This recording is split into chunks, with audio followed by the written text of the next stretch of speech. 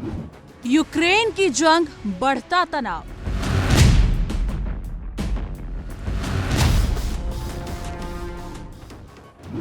रूस की तैनाती, बदला प्रभाव। एस्पांसो ऑन ड्यूटी, नया दबाव।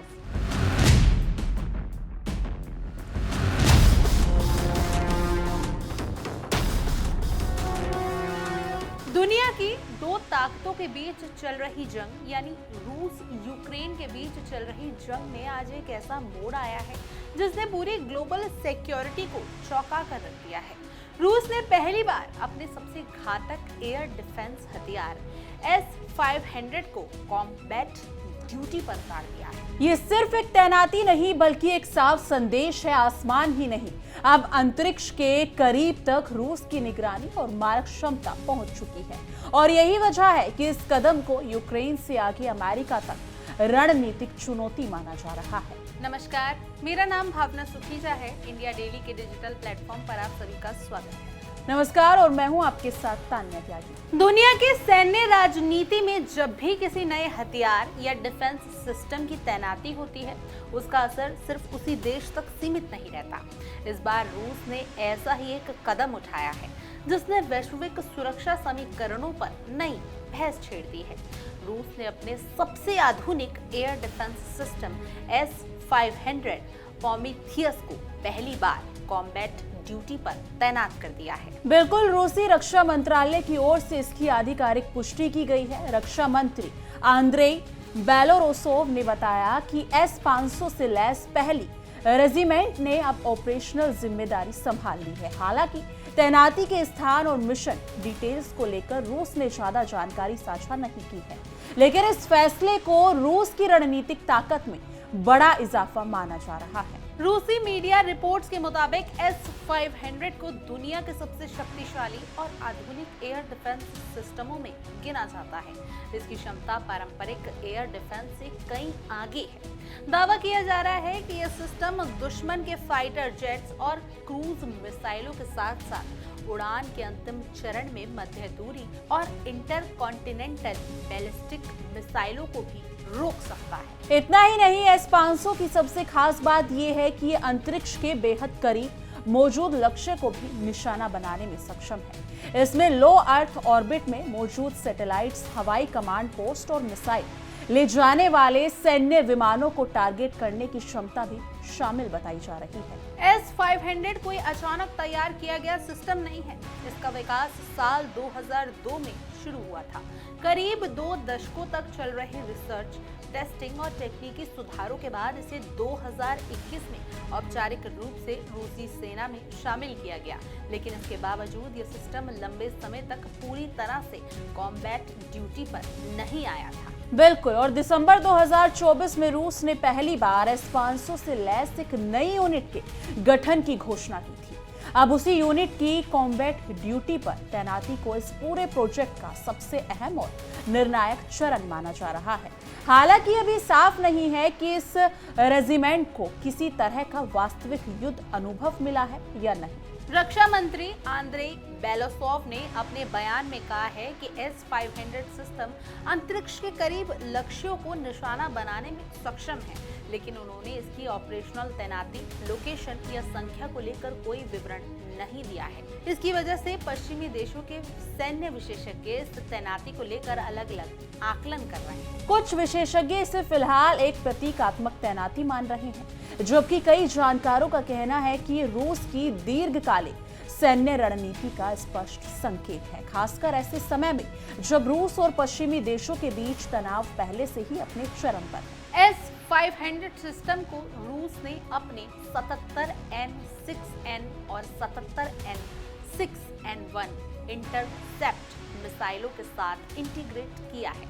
इन मिसाइलों को विशेष रूप से बैलिस्टिक लक्ष्यों को नष्ट करने के लिए डिजाइन किया गया है। इसके साथ ही S-500 को मॉस्को की सुरक्षा में तैनात A-135 अमूर मिसाइल डिफेंस सिस्टम से भी जोड़ा गया है।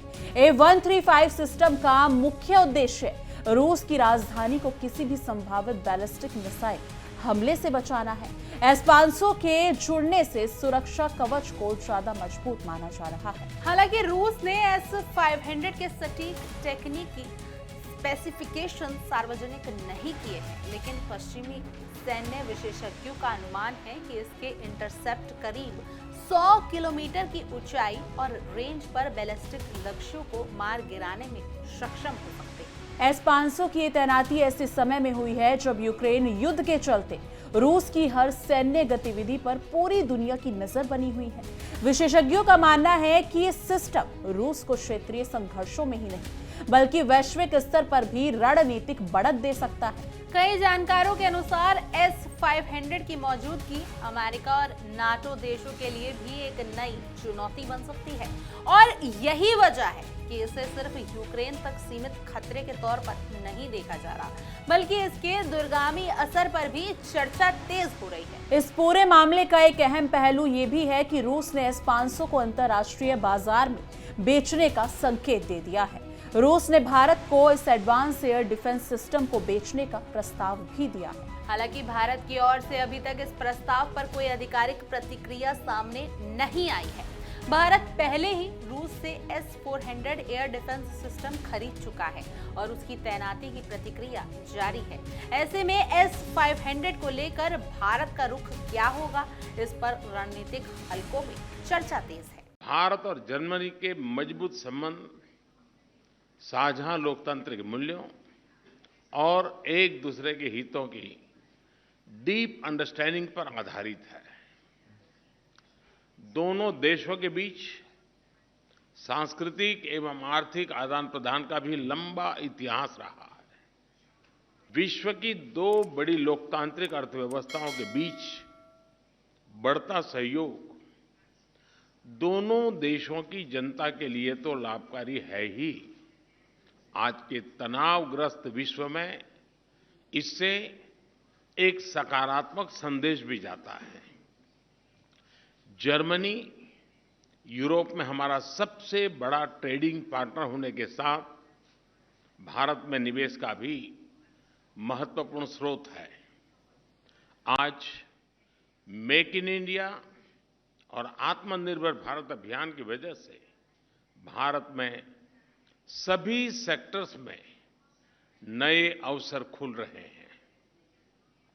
इन अवसरों के प्रति जर्मनी की रुचि से हम उत्साहित हैं। पिछले कुछ वर्षों में हमारे बीच पीपल टू पीपल संबंध भी सुदृढ़ हुए हैं। यूक्रेन के घटनाक्रम के शुरुआत से ही भारत ने डायलॉग और डिप्लोमेसी के माध्यम से इस विवाद को सुलझाने पर जोर दिया है। यानी कि कुल मिलाकर S-500 प्रोमेथियस की कॉम्बैट ड्यूटी पर तैनाती सिर्फ एक सैन्य खबर नहीं है, ये बदलते वैश्विक शक्ति संतुलन और आधुनिक युद्ध की नई दिशा की ओर इशारा करती है, जहां लड़ाई अब जमीन, समुद्र और हवा से आगे बढ़कर अंतरिक्ष तक पहुंच चुकी है। अब देखना ये होगा कि आने वाले समय में S-500 की वास्तविक क्षमताएं किस हद तक सामने आती हैं और ये सिस्टम वैश्विक सुरक्षा समीकरणों को किस तरह प्रभावित करता है। ये देखना काफी दिलचस्प होने वाला है कि आने वाले दिनों में क्या कुछ होता है। इसमें रूस आगे इसमें क्या कुछ एक्शन लेगा और बाकी के देश इस पर क्या कुछ अपनी प्रतिक्रिया देंगे। लेकिन इस मुद्दे पर आपकी क्या राय है, कमेंट सेक्शन में जरूर साझा कीजिएगा। बाकी देश और दुनिया की तमाम बड़ी खबरों के लिए देखते रहिए इंडिया डेली और हमारा खास शो तहकीकात, हर खबर की तह तक।